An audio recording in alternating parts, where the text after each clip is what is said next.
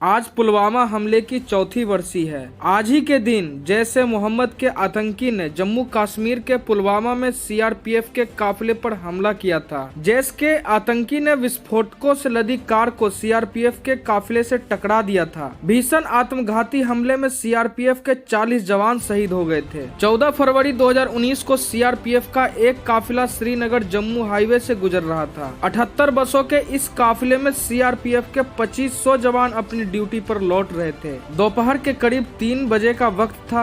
CRPF के जवानों का काफिला जब पुलवामा जिले के श्रीनगर जम्मू हाईवे से गुजर रहा था, उसी वक्त जैश ए मोहम्मद के एक आतंकी ने विस्फोटकों से लदी कार सीआरपीएफ के काफिले की गाड़ी से भिड़ा दी। बताया गया कि कार में करीब 3500 किलो आरडीएक्स भरा था। इस आत्मघाती हमले में भयानक विस्फोट हुआ। सीआरपीएफ की गाड़ी की परकच्चे उड़ गए और सीआरपीएफ के 40 जवान तुरंत शहीद हो गए। देश की जनता में गुस्से की लहर थी। देश के लोगों की भावनाओं को समझते हुए उस वक्त प्रधानमंत्री मोदी ने कहा था कि मैं अपने सीने में वैसे ही आग महसूस कर रहा हूं जैसी आग आपके भीतर है। इस हमले के एक ही दिन बाद प्रधानमंत्री नरेंद्र मोदी ने कहा था कि हर आंसू का बदला लिया जाएगा। भारतीय सेना को खुली छूट दे दी गई है। हम अपने हिसाब से और सही वक्त पर दुश्मन से बदला लेंगे। पुलवामा हमले की बदले की योजना अटैक के दूसरे ही दिन से बननी शुरू हो गई थी। 15 फरवरी 2019 को इंडियन एयरफोर्स के चीफ बीएस धनोआ ने हमले की प्रतिक्रिया में एयर स्ट्राइक करने की योजना सरकार के सामने रख दी। उसी वक्त केंद्र सरकार ने इस योजना को हरी झंडी दे दी थी। इसके बाद 16 फरवरी से लेकर 20 फरवरी तक इंडियन एयरफोर्स ने एलओसी के पास सर्विलांस रखना शुरू कर दिया। एयरफोर्स के ड्रोन विमानों के जरिए इलाकों में चल रही आतंकी शिविरों के बारे में जानकारी इकट्ठा